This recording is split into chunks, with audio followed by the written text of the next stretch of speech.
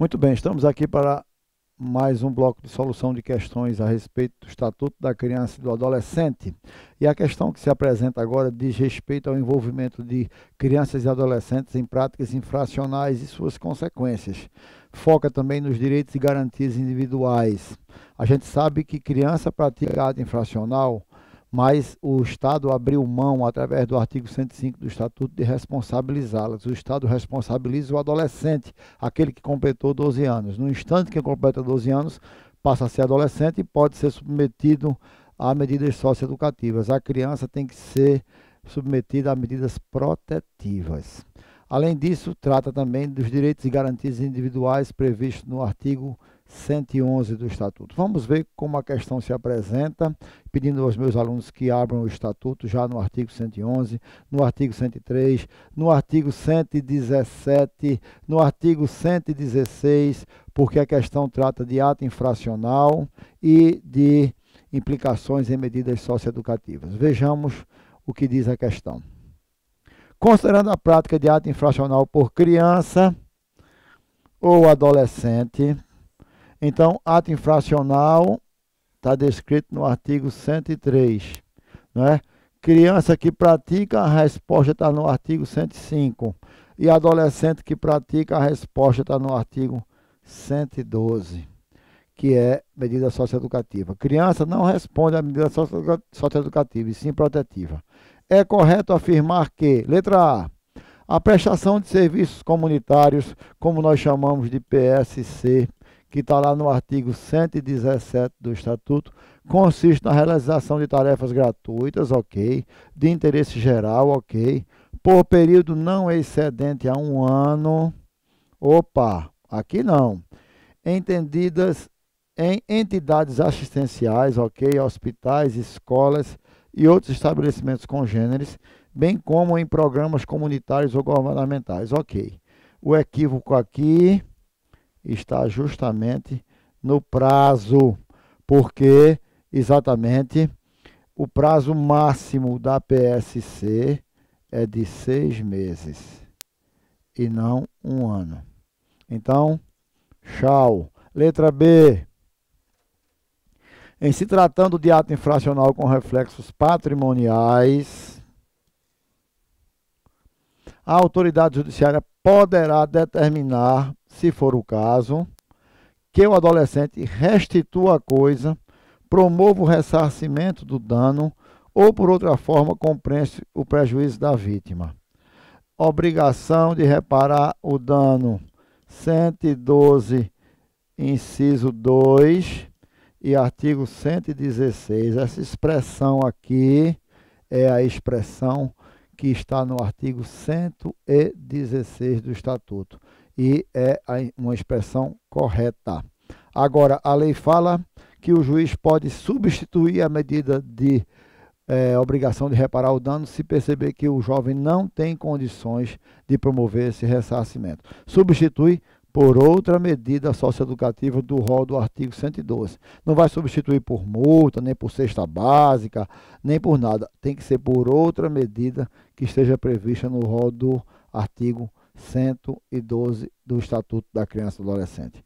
Vamos para a próxima proposição, a de letra C, melhor dizendo. A internação por constituir medida privativa de liberdade do menor, olha, de novo a expressão menor, não poderá exceder o período de 5 anos. A gente vai ver no artigo 121, parágrafo 3º, que a internação não tem prazo determinado e o prazo máximo é de 3 anos. Muita gente se insurge contra isso. Mas 3 anos só, primeiro não é só, 3 anos é um longo período. Se você for ler com olhos de ver, os objetivos da medida socioeducativa de internação é colocar 3 anos o menino no estabelecimento educacional em regime fechado. Em 3 anos você tem condição de construir um cidadão diferente, novo, renovado, capacitado para o convívio social, ou como disse o nosso querido Tancredo de Almeida Neves, em cidadãos prestantes para o Brasil. Ele resumiu assim numa frase bem lacônica, mas bem forte: cidadãos prestantes, pessoas que possam contribuir com a sociedade. 3 anos é um período integralmente em educação integral, um período bastante vigoroso e intenso. Agora, se você quer vingar, se você quer punir, aí a expressão ou o tempo de 3 anos é um tempo curto, naturalmente. Nós precisamos entender que a visão da medida socioeducativa é de reeducação, ressocialização. O prazo de 3 anos do artigo 121, parágrafo 3º, é um prazo perfeitamente ajustado às pretensões da legislação, que são pretensões socioeducativas. Vejamos o que diz a letra D. Ela informa: entre as garantias processuais garantidas ao adolescente, não gostei nem das garantias garantidas, encontra-se o direito de solicitar a presença de seus pais ou responsável em qualquer fase do procedimento. Ok. Contudo, não poderá o menor ser ouvido pessoalmente pela autoridade competente, devendo, em todo caso, ser assistido pelos seus genitores. Em primeiro lugar, artigo 111. Vem aqui para mim. Essa proposição trata dos direitos individuais e garantias processuais. A partir do artigo 106 do Estatuto, você vai identificar os direitos individuais do adolescente, privado de liberdade. E aí, você vai ver que todos os direitos que ele tem são idênticos aos dos adultos. Prisão só através de privação de liberdade só através de flagrante ou ordem judicial fundamentada, defesa técnica por advogado, etc. Todos os direitos são idênticos ao do adulto. As garantias processuais também são idênticas. Só tem uma única garantia que o adolescente tem e que o adulto não tem, que é exigir a presença dos pais no processo.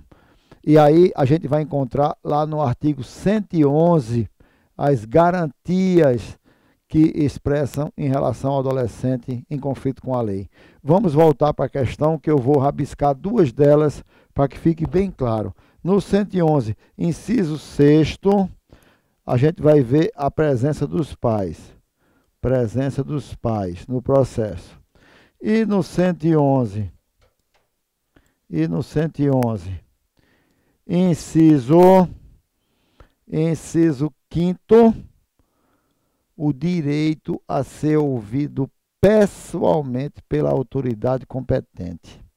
Ouvido pessoalmente pela autoridade competente.